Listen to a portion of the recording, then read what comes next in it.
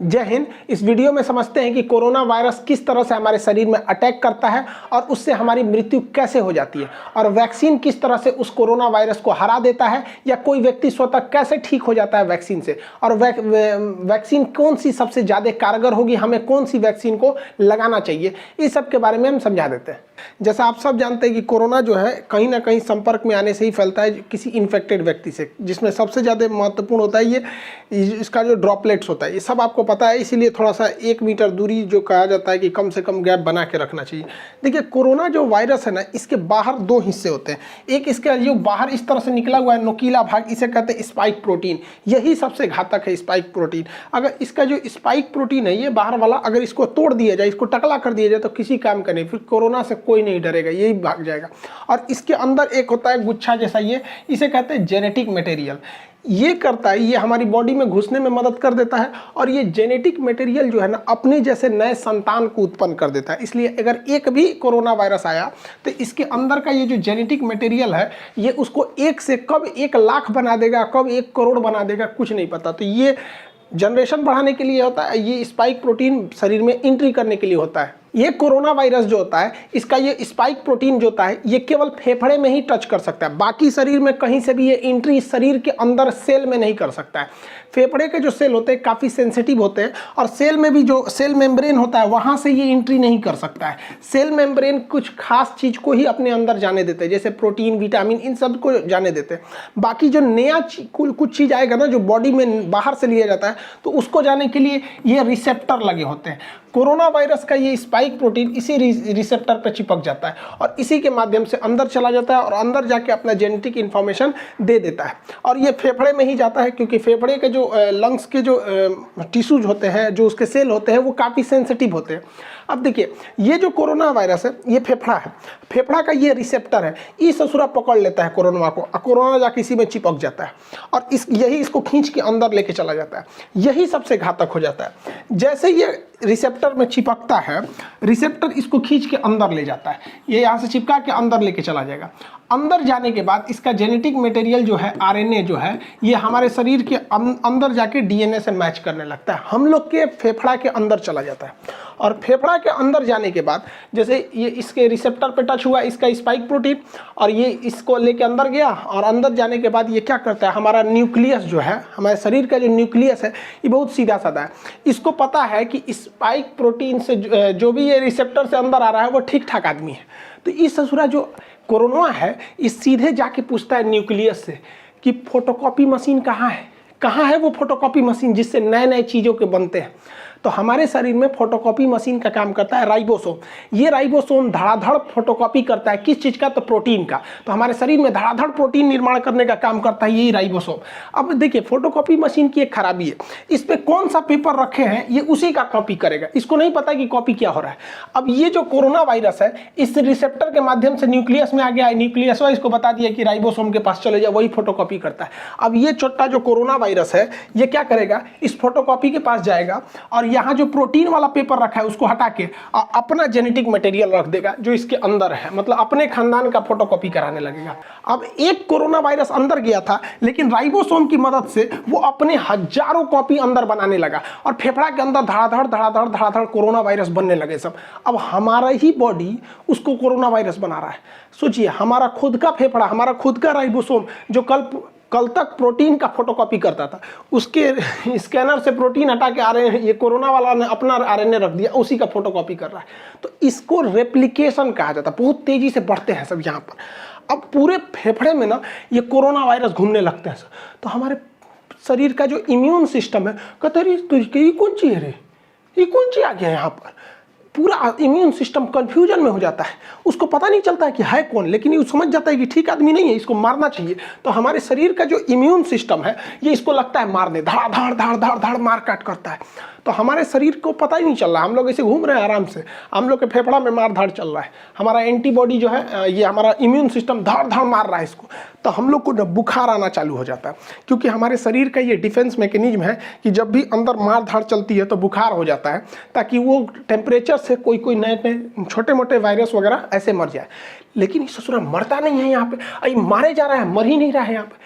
तो न्यूक्लियस कहता है कि रे आप बकलोलवा, वो मारने से नहीं मरेगा, यहाँ फोटोकॉपी होके उधड़ाधड़ निकल रहा है, इसकी कमी ही नहीं कर सकते तुम मार के। तो ये कहता है कि भैया तो हम कौन सी करें। तो न्यूक्लियस इसको बताता है हमारे इम्यून सिस्टम को कि एक काम करो, तुम एंटीबॉडी बनाओ, क्योंकि इसको घुसने से रोको, क्योंकि अगर ये घुस जाएगा ना, एगो तो घुस के अपना फोटोकॉपी बना ही रहा है, इसको घुसने से रोको। तो ये कहता है कि क्या करे, यही रिसेप्टरवा नोच देगा। तो ये कहता है अरे भैया ओकरा मत नोच, एके नोच देगा ना तो कब वो दवाई खाएगा तो दवाइयों अंदर नहीं जाएगा। एक काम करना, इसी को बर्बाद कर दो, इसका जो खोपड़िया है, इसको खोपड़िया को कैसे भी बर्बाद करो। तो खोपड़िया का जो चिपकने वाला ना, उसका थुथुरा कूच दिया जाता है। तो थुथुरवा कूचने के लिए एक एंटीबॉडी होता है। तो हमारे शरीर का डिफेंस मैकेनिज्म एक एंटीबॉडी बनाता है। ये एंटीबॉडी जाके इसके मुंह से सट जाता है, मुंह से चिपक जाएगा। देखिए यहाँ जाके चिपक गया, ये ऐसे चिपक गया, ऐसे चिपक गया। तो ये चिपक जाते हैं सब, तो वो जैसे चिपक जाएगा तो वो इससे नहीं सट पाएगा। अब इसके स्पाइक प्रोटीन जो हमारे फेफड़े के रिसेप्टर से सट रहा था, अगर एंटीबॉडी शरीर में बनने लगेगा तो जाके चिपक जाएगा इसकी स्पाइक प्रोटीन से, और वो चिपक नहीं पाएगा। बस इसी तरह कोरोना सही हो जाता है। जिसके शरीर में एंटीबॉडी बनने लगा, वो एंटीबॉडी जाके किससे चिपकेगा, कोरोना वायरस के यहाँ पर जो स्पाइक प्रोटीन है उससे, और इस सिस्टम को लॉक कर देगा। अब ये लॉक कर देगा तो ये वाला इसमें जा नहीं पाएगा। लेकिन इस ससुरा कोरोना के बाहर बहुत ज़्यादा स्पाइक प्रोटीन है, तो बहुत ज़्यादा मात्रा में एंटीबॉडी होना चाहिए, तभी ना ये सबको लॉक करेगा। अभी देखिए ना, 1 2 3 4 5 पाँचों को लॉक कर पाया, इस ससुरा कहीं ना कहीं से सट के घुस जाएगा। इसलिए हमारे शरीर में एंटीबॉडी ज़्यादा बनना चाहिए। देखिए यहाँ पे खूब ज़्यादा मात्रा में एंटीबॉडी बना है, ये सब देखिए एंटीबॉडी। तो जिसके शरीर में ज़्यादा एंटीबॉडी बना, वो कोरोना जैसे आया, एंटीबॉडी बन गया, धड़ाधड़ कोरोना का मुंह बंद कर दिया, अरे चुप ससुराना, तो तू सट के अंदर घुस जाएगा। और जिसमें ये एंटीबॉडी नहीं बन पाया, वही लोग मर जाते हैं। तो कहा जाता है जिसका इम्यून अच्छा होगा, अच्छा होने का मतलब वो एंटीबॉडी ज़्यादा बना देगा, कोरोना का मुंह चिपका देगा, थाप दिया, चल चुपचाप रहो यहाँ पे, अब वो बच जाएगा यहाँ पे। अब आपको एक बात समझ में आ रही होगी हल्का हल्का कि वैक्सीन क्या करेगा। वैक्सीन कुछ नहीं करेगा, बल्कि वैक्सीन इसी एंटीबॉडी को बनाएगा ताकि यह एंटीबॉडी कोरोना के स्पाइक प्रोटीन पर जाके सट जाए और उसका मुंह बंद कर दे। अगर मुंह बंद हो गया तो कोरोना हमारे शरीर के रिसेप्टर से टच होकर अंदर नहीं जा पाएगा, वो ऐसे ही ऊपर घूमते घूमते अपने से मर जाएगा। तो वैक्सीन का यही मेन काम हो गया कि वैक्सीन जैसे हमारे शरीर में लग जाता है तो इतना ज़्यादा हमारे शरीर में एंटीबॉडी बन जाता है कि ये एंटीबॉडी कोरोना को चारों ओर से घेर लेता है। कहता है कि आओ आओ सट जाओ हमारे में, तो चारों ओर से ये एंटीबॉडी सट जाता है। जब एंटीबॉडी सट जाएगा तो कोरोना के जितने स्पाइक प्रोटीन है उसका मुंह बंद हो जाएगा, हमारे शरीर में एंट्री नहीं मार पाएगा, दूसरा कोई काम नहीं है। जैसे देखिए ये एक ह्यूमन सेल है, अब इसमें क्या है, कोरोना वायरस का स्पाइक प्रोटीन फंस गया है, लेकिन जब उसमें न्यूट्रलाइज किया गया एंटीबॉडी देकर तो ये एंटीबॉडी जाके इससे सट गया है, ये एंटीबॉडी सट गया। अब ये इससे डायरेक्ट टच में नहीं आ सकता है, तो हमें कोरोना नहीं होगा। यही काम होता है हमारे वैक्सीन का। अब इसमें इतना टाइम क्यों लग गया, तो देखिए वैक्सीन बनाने में सबसे बड़ा था कि इसके अंदर का जेनेटिक मटेरियल जो फोटोकॉपी कर रहा था वो क्या है पता करने के लिए। तो बाद में पता चला कि वो आरएनए है। देखिए हमारे शरीर में डीएनए होता है, डाईऑक्सीराइबोज न्यूक्लिक। डीएनए जो होता है वो 2 धागा का बना होता है यहाँ पर देखिए, और आरएनए जो होता है वो केवल सिंगल हेलिक्स होता है, सिंगल धागा का बना होता है आरएनए। तो जितने वायरस होते हैं वो आरएनए होते हैं, ज्यादातर वायरस आरएनए। अब आरएनए को बनने में ज्यादा टाइम नहीं लगता है, खटाखट आरएनए बनता है, जबकि डीएनए बनने में टाइम लगता है। तो वायरस जो है बड़ा जल्दी जल्दी बनने लगते हैं सब यहाँ पे। तो वैज्ञानिकों ने इसी आरएनए को पकड़ के निकाला, इसलिए जितना वैक्सीन है सब वैक्सीन को आरएनए वैक्सीन, एमआरएनए वैक्सीन कहा जाता है। तो इस कोरोना का जो आरएनए है उसे वैज्ञानिकों ने निकाल लिया।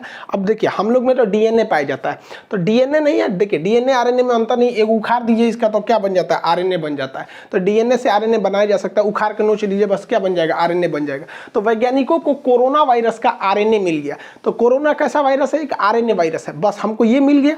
अब वैज्ञानिकों ने क्या किया, इस आरएनए वायरस को केमिकल से कमजोर करके इसका नकल कर लिया, और इसे नकल करके जैसा इसके अंदर आरएनए था वैसे ही आरएनए को इंजेक्शन से हमारे बॉडी के अंदर भर दिया। और जैसे बॉडी के अंदर भरा तो बॉडी के अंदर क्या पहुंच गए सब, ये कोरोना वायरस। बट ये ओरिजिनल तो है नहीं, ये तो लैब में इन्होंने आरएनए से बनाया है, ओरिजिनल नहीं है।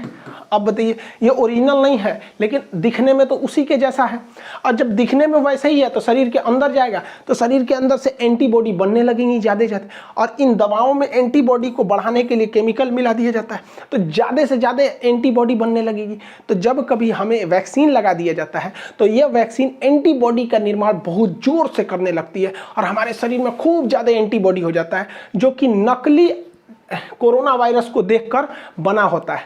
और इसी बीच में ना वो पूरे उस कोरोना वायरस को घेर लेते हैं, हमारे शरीर में पूरा का पूरा एंटीबॉडी हो गया। और जब कभी भी ओरिजिनल कोरोना आता है तो हमारे एंटीबॉडी घेर लेते हैं कोरोना का, चाचा आ गए, चाचा आ गए, चाचा को घेर लो, चाचा को घेर लो, पूरा घेर लेते हैं चाचा को, और चाचा का थूथूर चिपका देता है, लो चुपचाप सट गया यहाँ पे, तो सटा लेते हैं सब। अब कोरोना तो कुछ कर नहीं पाएगा क्योंकि वो डायरेक्ट सेल मेम्ब्रेन में नहीं घुस सकता है, क्योंकि सेल मेम्ब्रेन सेमी परमेबल होता है। बायोलॉजी के बैच में पढ़ा दिए थे, सेमी परमेबल का मतलब होता है अर्धपारगम, मतलब किसी खास चीज़ को जाने देगा और कुछ खास चीज़ को ही आने देगा, उस खास चीज़ में कोरोना शामिल नहीं है। इसलिए कोरोना जब भी जाएगा तो रिसेप्टर से जाएगा, और ये एंटीबॉडी जाके कोरोना के स्पाइक प्रोटीन का मुंह चिपका दिया, रिसेप्टर से सटेगा नहीं। यही एक सिंपल फंडा होता है वैक्सीन का, ये वैक्सीन यही काम करते हैं सब। अब दुनिया के कई तरह के वैक्सीन है, जिसमें फाइजर जो है वैक्सीन, इस ससुरा अमेरिका का है, इसको -70 डिग्री पे रखना है, ये भारत में पॉसिबल ही नहीं है। हालांकि इसके साइड इफेक्ट ज़्यादा देखे गए। रूस का स्पुतनिक वैक्सीन है, और यूएनओ ने बनाया है गरीब देशों के लिए, अफ्रीका के लिए, जिसमें भारत की भी योगदान है। नोवावैक्स ये वैक्सीन है। ऑक्सफोर्ड यूनिवर्सिटी और एस्ट्राजेनिका ने मिलकर जो वैक्सीन बनाया है उसे भारत में नाम दिया गया कोविशील्ड।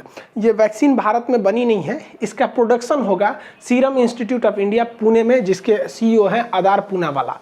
तो ये वैक्सीन है, जितनी वैक्सीन है ये सारी की सारी वैक्सीनें mRNA पर डिपेंड है, यानी आरएनए वैक्सीन है। मतलब कोरोना का कॉपी करे हमारे बॉडी में घुसा दो, उसको देखा देखी जब वो बनने लगेंगे एंटीबॉडी, तो उस एंटीबॉडी की मात्रा बढ़ा दो, और जब ओरिजिनल कोरोना आएगा तो उसका थुथुर चाप देंगे सभी, सब इसी पर काम करता है। लेकिन भारत का वैक्सीन इस पर काम नहीं करता है।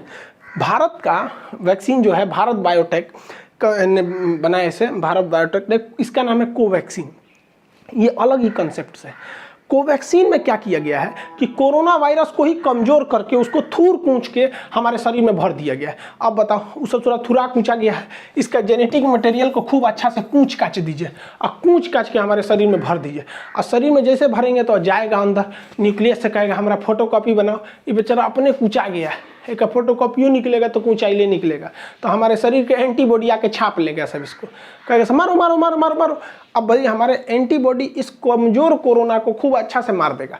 यही वजह है कि शुरुआत में जब वैक्सीन लिया जा रहा है ना, तो कुछ कुछ लोगों को हल्का फीवर आ जा रहा है, क्योंकि वो तो ओरिजिनल लड़ाई चालू है, लेकिन वैक्सीन के थ्रू बहुत ही कमजोर वायरस डाल दिया है भारत, बहु ओरिजिनल वायरस, लेकिन वो इतना कमजोर है कि वो उसका बच्चा भी कमजोर पैदा हो रहा है। तो हमारे शरीर का एंटीबॉडी उससे खेल खेल के सीख ले रहा है, और इसी बीच जब ओरिजिनल वायरस आ रहा है तो उसको भी मार के कूच दे रहे हैं। जा ससुरा, भारत वाला शुरू से जुगाड़ पर डिपेंड है। अब हैंड सैनिटाइजर क्या करता है, देखिए भाई सैनिटाइजर का काम क्या होता है। सैनिटाइजर जब हम मारते हैं ना, तो ये कोरोना वायरस का जो बाहरी खोल है ना, जिस खोल के ऊपर ये स्पाइक प्रोटीन है, तो ये जो होता है ये सैनिटाइजर इस स्पाइक प्रोटीन को कुछ नहीं करता है, बल्कि जिसके ऊपर इसका खोल है ना, ये खोपड़िए फाड़ देता है, उसको टकला कर देता है, इस तरह से खोखला करके टकला कर देगा, इसका पूरा का पूरा ऊपर का खोपड़िए झाड़ के टकला हो जाएगा। इस ससुरा सैनिटाइजरवा जो है ना, ये तो वैक्सीनवा का बाप है। वैक्सीनवा तो खाली उसका ठोड़वे बंद कर रहा था, ये मारा पूरा टकले कर देता है उसको, अब उसका पूरा आरएनए बाहर निकल जाता है, तो कोरोना रोने लगता है, ओ माय गॉड मेरा आरएनए चल गया, अब क्या करेंगे आप। तो आप कहेंगे कि तो सैनिटाइजरवे काहे नहीं पी लेते हैं लोग। सोचा सैनिटाइजरवा ज़्यादा पी लेंगे लोग ना तो फेफड़वा में, तो हम लोग के सोचा रिसेप्टरवा जो है ना फेफड़ा का, एकरो नोच देगा, बस दिक्कत हो जाएगा, हम लोग भी मर जाएंगे लोग यहाँ पे। इसलिए सैनिटाइजर जो है वो केवल बाहर के काम में आता है, वो कोरोना वायरस के बाहरी लेयर को फाड़ देता है। दुनिया में बहुत सारे वैक्सीन है, जिसमें एक ये जितने वैक्सीन है ये आरएनए वैक्सीन है सब, जबकि भारत का जो वैक्सीन है भारत बायोटेक द्वारा, ये तो ओरिजिनल वायरस का ही वैक्सीन है। अब इसमें से सबसे अच्छा कौन है, तो देखिए सारे वैक्सीन अच्छे हैं, डिपेंड करता है किसको कहाँ के ट्रायल पर किया गया है, किसी को अमेरिका में, किसी को इंडिया में। सारे के सारे वैक्सीन एक जैसे हैं, कोई खराब नहीं है। जैसे हम आपसे कहते हैं कि कौन सा साबुन नहाने के लिए अच्छा है, तो भैया आप लाइफ बॉय से नहाओ, चाहे डिटॉल से नहाओ, चाहे पियर से नहाओ, कोई फर्क नहीं पड़ता है, नहा के आप वैसे ही निकलेंगे। जैसे हमारे जैसे आप घड़ी साबुन से नहा लीजिए, कोई फर्क नहीं पड़ता। अब जैसे हम लोग हैं, भैंस जैसे हम लोग का चमड़ा है, तो उस पर लक्स वगैरह सुनता ही नहीं है, तो घड़ी साबुन ये सब से नहा लीजिए, कोई फर्क नहीं पड़ता, सब एक जैसा है, कोई दिक्कत नहीं आएगा। वैक्सीन जो है वो 60 से 90% तक ही वो कारगर है। लेकिन फ़ायदा क्या होगा? ऐसा नहीं है कि जिसे वैक्सीन लग गया उसे कोरोना नहीं होगा, होगा, उसको भी हो सकता है, बहुत कम चांस है। और अगर होगा भी ना तो वो घर पे ही ठीक हो जाएगा, मरेगा नहीं वो। सबसे बड़ा फायदा यही है वैक्सीन का, उसे दोबारा कोरोना हो जाएगा बट मरेगा नहीं। तो इससे अच्छा क्या चाहिए? बीमारी हो जाए, खांसी सर्दी हो के ठीक हो जाए, मरिए जा रहा है सोचो, इसमें ना दिक्कत हो जाता है, डेथ नहीं होगा। कोरोना वैक्सीन की 2 डोजेज लगाई जाएंगी। एक डोज से दूसरे डोज के बीच में 28 से 42 दिन का गैप रखा जाएगा। एक डोज मान के चलिए आप 1 तारीख को ले लिए, तो फिर 28 से 40 दिन के बीच में कभी भी एक डोज ले लीजिए, ताकि आपके बॉडी में 2 बार कोरोना वायरस को इंजेक्ट कराया जा सके वैक्सीन के माध्यम से, जिससे कि आपकी एंटीबॉडी रेडी हो सके, लड़ने के लिए तैयार रह सके। अब देखिए, एक रिसर्च करना ये है कि ऐसा माना जा रहा है कि अगर किसी व्यक्ति को पहला डोज अगर फाइजर का लगा दिया जाए और दूसरा डोज कोविशील्ड का लगा दिया जाए तो ये ज़्यादा असरदार होगा। लेकिन अभी क्या हो रहा है कि पहला डोज जिस वैक्सीन का है, दूसरा डोज भी उसी का है, लेकिन ऐसा वैज्ञानिकों का कहना है कि अलग अलग डोज दिया जाए। अब चूंकि भारत में 2 ही वैक्सीन है, एक कोविशील्ड है, एक कोवैक्सीन है, तो भारत सरकार को भी इस पर रिसर्च करना चाहिए कि पहला डोज देना चाहिए कोविशील्ड का, दूसरा कोवैक्सीन का ही दे दीजिए, ताकि ज़्यादा सूटेबल रहे, दोनों तरह से हम लोग उसमें वायरस से लड़ सके। यहाँ पर एक्सचेंज कर देना चाहिए। अब इसके साइड इफेक्ट को लेकर कुछ डर रहे हैं। देखिए, इसका कोई साइड इफेक्ट नहीं है, 99% लोगों को कोई साइड इफेक्ट नहीं है। कुछ लोगों को हो रहा है हल्का बुखार, तो आपको बता ही दिए, क्योंकि जैसे वैक्सीन जाएगा मारधाड़ चालू होगा, हल्का बुखार होगा, पैरासीटामोल खा लीजिए, नॉर्मल 1 रुपये का कम बिफलान या फिर कालपोल वगैरह कुछ भी खा लीजिए, नॉर्मल सही हो जाएंगे। यहाँ पर इससे ज़्यादा कुछ नहीं होगा। थोड़ा बहुत आपको, कुछ लोग को सर दर्द की शिकायत मिली गई है, करोड़ों में 1-2 ठोको। अरे यार, तो जो सर दर्द और बुखार नहीं झेल सकता है ससुरा, तो नहीं तो जी कह रहा है ससुरा, ओकरा से डर रहा है। यहाँ पे कोरोना से नहीं डर रहा है, डर रहा है कि वैक्सीन लगाएंगे तो बुखार हो। अब कुछ लोग का इसी में अफवाह उड़ा दिया कि वैक्सीन लगाने से मर जाएगा। भाई देखो, किसी को कोरोना वायरस हो गया है, अब वो आज ही इन्फेक्टेड हुआ है, तो उसको लक्षण तो आज नहीं दिखेगा, और आज ही अगर जाके वो वैक्सीन लगा ले और 1 हफ्ता बाद, वैक्सीन तुरंत तो काम नहीं करेगा 1 ही डोज पे, और 1 हफ्ता बाद वो कोरोना से मर जाएगा, तो लोग उसे ये नहीं कहेंगे कि कोरोना से मरा है, लोग अफवाह उड़ा देंगे, सोच रहा है कि वो वैक्सीने से मरा है। ऐसा कोई नहीं है। 1-2 साक्ष्य हैं, तो अब बताओ ना, 8 करोड़ लोग को वैक्सीन लगा है, उसमें 50-60 लोग की डेथ हो गई, तो इससे ज़्यादा खतरा तो हम लोग को सड़क पे चलने पे रहता है, वहाँ एक्सीडेंट की संभावना ज़्यादा है। तो वैक्सीन से कोई खतरा नहीं। आप अपने उम्र के दायरे में आइए, वैक्सीन लगाइए। अप्रैल के महीने में जिनका उम्र 45 से ऊपर है उन्हें ही लग रहा है, लेकिन मोदी जी ने इजराइल को मॉडल को देखते हुए, हम एक पिछले वीडियो में बताए थे ब्रिटेन का मॉडल और इजराइल का मॉडल में, मतलब ब्रिटेन में भी वैक्सीनेशन से ही जीता था, तो इजराइल ने क्या किया, अपने पूरे पॉपुलेशन को, केवल बच्चों को छोड़ के सबको वैक्सीन लगा दिया, और वो दुनिया का पहला देश हो गया जो कोरोना मुक्त हो गया है। तो इसी को देखते हुए 1 मई से जिनकी उम्र 18 साल से ज़्यादा है वो सब कोरोना की वैक्सीन लगा सकते हैं। हाथ जोड़ते हैं भैया, सब लोग लगवा लो, क्योंकि ये जो नया वैक्सीन वायरस आया है, ये नए युवाओं को ज़्यादा इफेक्ट कर रहा है। अफवाहों पे मत जाइएगा। कुछ लोग का अफवाह ये है कि सरकार ना क्या कर रही है, गरीबों को मारने के लिए वैक्सीन दे रही है। अरे यार, तो कौन नशा करके रहता है, सब ये सब है नहीं। एक हमसे कह रहा है कि सरकार ये वैक्सीन लगाएंगे तो हमारा किडनी खराब हो जाएगा, कोई कह रहा है नपुंसक हो जाएंगे, कोनो कह रहा है 2 साल बाद मर जाएंगे। अरे यार, ऐसे लोग को पता नहीं कैसे सरकार झेलती है। ऐसे लोग को, सचरों को जेल में डाल देना चाहिए अफवाह फैलाने वालों को। कोई भी वैक्सीन से कोई दिक्कत नहीं होता है। मेरे पापा वैक्सीन लगाए, उनको शुगर है, उन्हें कोई प्रॉब्लम नहीं हुआ। मम्मी को इतना लोगों ने डरा दिया था, उनके रिलेटिव लोग इतना डरा दिए थे कि मम्मी कांप रही थी, ना बाबू हम वैक्सीन नहीं लगवाएंगे। हम कहे चलिए चुपचाप वैक्सीन लगाई। मम्मी को वैक्सीन लगे हुए आज 10-12 दिन हो गए, कोई दिक्कत नहीं है। अब वो सबको समझाती है, नहीं लगा लो लगा लो। और जो लोग मेरी मम्मी को डराते थे ना, अब मेरी मम्मी को देख के बाकी सब लोग लगा लिए यहाँ पे। तो आप लोग भी जागरूक होइए। ऐसे लोग जो हैं, जो जिंदगी में कुछ नहीं कर सके, वैक्सीन कहते हैं वैक्सीन मत लो। अजीब हाल है ससुरा सब यहाँ पे। एक मौलाना साहब हमसे आके कह रहे थे कि वैक्सीन सब गलत है यहाँ पे। हम कहा हाँ, आप वैक्सीन मत लीजिए, आप सिला जीत लीजिए, आपके लायक यही है। आई होप आप वैक्सीनेशन और इसके कैसे काम करता है इसको समझे होंगे। नेक्स्ट वीडियो में हम आपको CT वैल्यू समझा देंगे और पल्स ऑक्सीमीटर वगैरह ये सारी चीज़ों को RT-PCR चेक कैसे होता है इसके बारे में बता देंगे। मिलेंगे नेक्स्ट क्लास में। जय हिंद।